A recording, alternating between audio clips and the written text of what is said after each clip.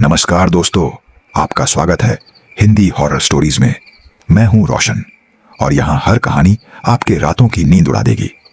तैयार हो जाइए क्योंकि आज हम लेकर आए हैं कुछ भयानक और ऐसी कहानियां जो आपके रगों को ठंडा कर देंगी। चलिए शुरू करते हैं आज की कहानी। रात करीब 10 बजे थी। शहर के कोने पर खड़ी एक पुरानी जर्जर इमारत खामोशी से आसमान की तरफ ताक रही थी। टूटी हुई खिड़कियां, काली दीवारें, अंदर से आती सीलन की गंध। दूर से देखने पर ही लग रहा था मानो ये बिल्डिंग जिंदा हो। लोग इसे काल भवन कहते थे। क्यों? क्योंकि जो इसमें गया वापस नहीं आया। लेकिन रमेश, वो बाकी लोगों जैसा नहीं था। रमेश को ऐसी जगहों में जाने का शौक था जहां खतरा हो, रोमांच हो और सबसे बड़ी बात, पैसा हो। उसने सुना था कि इस बिल्डिंग में कहीं लाखों के पुराने गहने और नकद छिपे हैं। लोगों ने कोशिश की, सब मरे। रमेश हंसा। भूत वूत कुछ नहीं होता, बस कहानियां होती हैं। उसे नहीं पता था यह कहानी नहीं, सच था।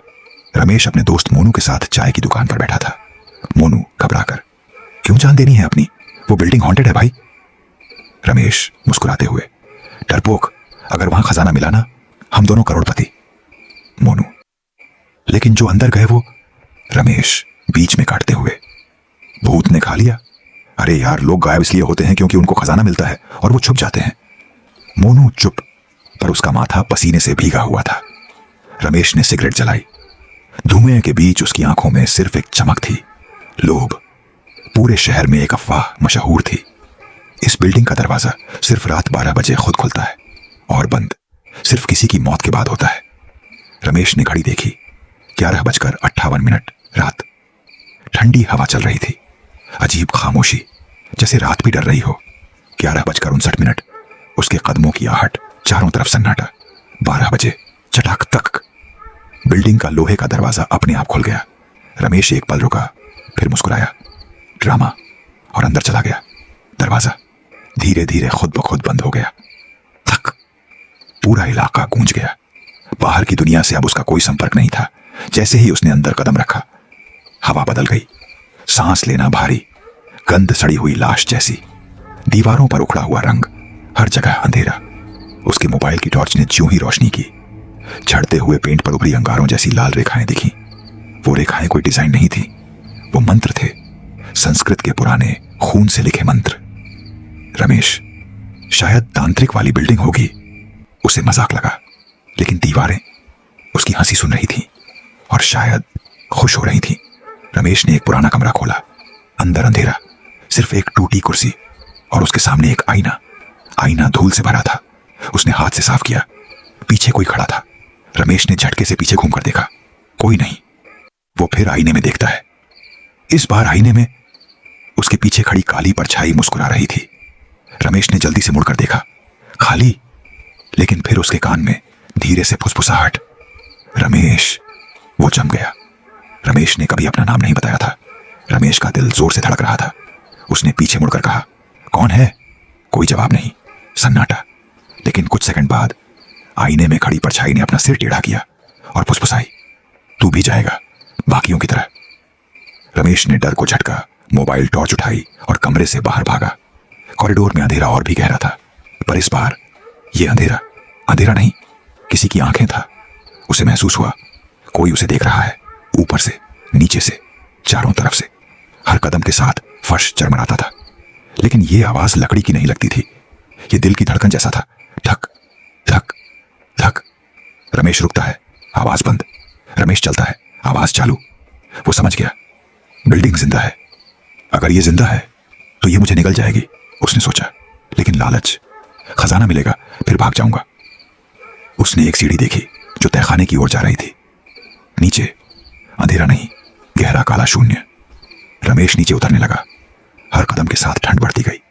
नीचे पहुंचते ही उसने देखा दीवारों पर खून से बने हाथों के निशान, कुछ छोटे, कुछ बड़े, कुछ इतने लंबे मानो इंसानी नहीं। अचानक छपाक, कुछ गीला उसके गाल पर गिरा। उसने हाथ लगाया, खून। उसने ऊपर देखा, छत पर कोई रेंग रहा था, उल्टा, इंसान जैसा, पर इंसान नहीं। धीरे धीरे उसका सिर घूमकर रमेश की तरफ आया और उसकी आंखें पूरी सफेद। रमेश चढ़ हो गया। वो चीज मुस्कुराई और अचानक उसके सामने गिर पड़ी। ठप। वो हड्डियों का ढेर थी, लेकिन लेकिन अभी अभी हिल रही थी। रमेश भागा। रमेश तेजी से ऊपर भागा, लेकिन ऊपर पहुंचकर सीढ़ियां गायब थीं। उसकी जगह सिर्फ दीवार। अभी तो यही थी। रमेश दहाड़ा। पीछे से सरसराहट। रमेश मुड़ा। वही हड्डियों का ढेर अब खड़ा था। उसकी हड्डियां चर्र चर्र की आवाज कर रही थीं और उसके गले से अजीब आवाज निकली। क्यों आया? रमेश चिल्लाया और भागा बाईं तरफ। लेकिन बिल्डिंग अब भूल भुलैया बन गई थी। रास्ते बदल रहे थे, दीवारें हिल रही थीं, दरवाजे नए बन रहे थे, पुराने गायब। ये बिल्डिंग नहीं, एक जिंदा दिमाग था और रमेश उसके अंदर फंस चुका था। वो एक बड़े हॉल में पहुंचा। बीच में काला गोल चक्र, चारों तरफ दिए, हड्डियां, राख, अजीब मूर्तियां और एक पुरानी लाल किताब। रमेश ने किताब उठाई। उस पर लिखा था मृत संयोग तंत्र। उसके पन्ने इंसानी चमड़ी जैसे लग रहे थे। उसने पहला पन्ना खोला। उसमें एक नाम लिखा था। रमेश वो हिल गया। उसने दूसरा पन्ना खोला, फिर वही नाम। हर पन्ने पर रमेश। आखिरी पन्ने पर लिखा था, आज जो इस किताब को खोलेगा उसकी आत्मा हमारे तंत्र का हिस्सा बन जाएगी। और पन्ने पर ताजा खून टपक गया, लेकिन ऊपर से नहीं, रमेश की नाक से। रमेश की नाक से खून बहने लगा। किताब अपने आप बंद हो गई। दिए अपने आप जल उठे और हवा में एक मंत्र गूंजा, काला तंत्र, आत्मा बंद। रमेश के पैरों के नीचे का चक्र चमकने लगा। नहीं नहीं, छोड़ो मुझे, वो चिल्लाया। लेकिन उसकी आवाज बिल्डिंग ने निगल ली। अचानक पूरा हॉल अंधेरा, टॉर्च बंद, सांसों की आवाज, कई लोगों की। चारों तरफ फुसफुसाहट। मैं भी फंसा था, मेरी भी मौत हुई। हम भी बाहर निकलना चाहते थे। अब तू भी। रमेश ने मोबाइल की लाइट फिर ऑन की और सामने देखा। दर्जनों सड़े गले लोग उसे घेर चुके थे। आंखें गहरी, शरीर काला, मुंह टेढ़ा। सबके गले में एक रस्सी, फांसी खाने वाले मुर्दे। उनमें से एक उसके बिल्कुल सामने आया, उसका दोस्त मोनू। मोनू? रमेश की आंखें फटी की फटी। मोनू सड़ी आवाज में, तुझे लगा मैं भाग गया था? नहीं रमेश, मैं भी। इसी बिल्डिंग ने खाया है। रमेश के पैरों तले जमीन खिसक गई। मोनू मुस्कुराया, अब तेरी बारी है। और सारे मुर्दे रमेश की तरफ बढ़ने लगे। रमेश पागलों की तरह भागा। कॉरिडोर, सीढ़ियां, छत, हर जगह बस अंधेरा और मौत। वो एक दरवाजा फोर्स से तोड़कर अंदर घुसा। अंदर एक छोटा कमरा, और कमरे के बीचों बीच एक इंसानी कंकाल लोहे की कुर्सी पर बंधा हुआ। उसके सामने एक बड़ा शीशा, जैसे उसने किसी को जबरदस्ती बैठाकर उसे आईने में कुछ दिखाया हो। रमेश धीरे धीरे पास गया। कंकाल की उंगलियां आईने की तरफ इशारा कर रही थीं, जैसे कह रही हों, देख। रमेश ने कांपते हुए आईने में देखा। उसे अपना भविष्य दिखा।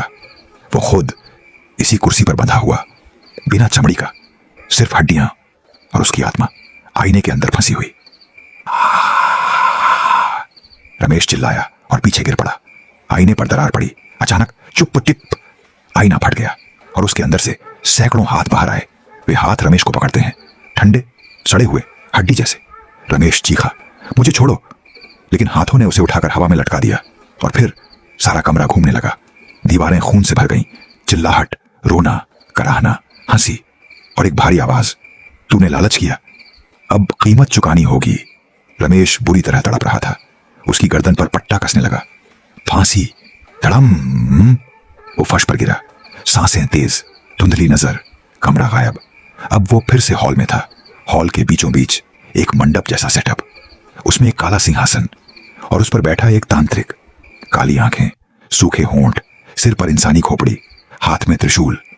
वो बहुत पुराना था, लेकिन जिंदा। आखिर आ ही गया, तांत्रिक बोला। रमेश रेंगता हुआ पीछे हटना चाहता था। तू कौन? तांत्रिक हंसा। मैं वो जिसने इस बिल्डिंग को आत्मा दी। मैंने यहां 100 से ज्यादा लोगों का बलिदान किया ताकि मेरी आत्मा अमर हो जाए, और आज मेरा तंत्र पूरा होगा।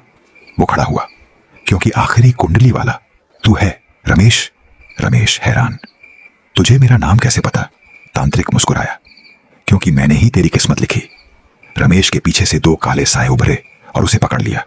मंडप के चारों ओर आग जल उठी। तांत्रिक ने मंत्र पढ़ना शुरू किया। काल भैरवाय नमः। अघोर तंत्र, आत्मा बंद।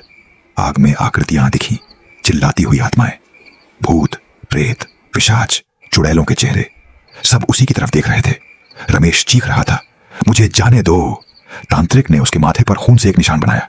आज तेरी आत्मा इस बिल्डिंग में कैद होगी। रमेश ने तड़प कर कहा, क्यों? तांत्रिक, क्योंकि ये बिल्डिंग एक तंत्र है और इसे जिंदा रखने के लिए हर 100वां इंसान जिंदा ही निकलना पड़ता है। और तू 100वां है? रमेश रोने लगा। नहीं प्लीज। तांत्रिक क्रूर हंसी। अब देर हो चुकी है। तांत्रिक ने मंत्र चिल्लाया, आत्मा समर्पयामि। जमीन फट गई। नीचे आग नहीं, हजारों हाथ जो अंदर से बाहर आ रहे थे। उन्होंने रमेश को पकड़ लिया। रमेश जानवरों की तरह चीखा, बचाओ, कोई तो बचाओ। लेकिन अब उसकी आवाज इंसानों को नहीं सुनाई दे रही थी, बल्कि दीवारों को सुनाई दे रही थी। हाथों ने उसे अंदर खींचा। वो जमीन के अंदर गायब होने लगा। आधा शरीर, फिर सीना, फिर चेहरा। आखिरी बार बाहर आया उसका हाथ, और धीरे धीरे वो भी गायब। सन्नाटा। तांत्रिक ने आंखें बंद की। तंत्रपूर्ण। आग बुझ गई। हॉल गायब। सब कुछ पहले जैसा। सुबह। बिल्डिंग बाहर से सामान्य, थोड़ी टूटी हुई, थोड़ी डरावनी। लोग दूर से गुजरते रहे। अचानक एक लड़का अपने दोस्तों से बोला, पता है, सुना है इसमें खजाना छिपा है। दूसरा बोला, चलना, आज रात चलते हैं। तीसरा हंसा, अरे भूत वूत कुछ नहीं होता। बिल्डिंग के दरवाजे ने धीरे से खुद ब खुद मुस्कुराया और अंदर दीवार पर एक नई परछाई उभरी। वो रमेश था। अब वो इस बिल्डिंग का हिस्सा था। उसकी भी आंखें सफेद, चेहरा टेढ़ा, होंठ फटे, और वो फुसफुसाया, आजा, मैं इंतजार कर रहा हूं। तो दोस्तों, अगर आपको हमारी कहानी पसंद आई हो, हमारे चैनल को लाइक और सब्सक्राइब करना मत भूलिए। और हाँ, कमेंट में बताइए अगली बार किस डरावनी कहानी को सुनना चाहेंगे। याद रखिए, डर हमेशा आपके करीब होता है और हम लाएंगे उसे आपके सामने। धन्यवाद और मिलते हैं अगली कहानी में, अगर आप हिम्मत रखते हैं।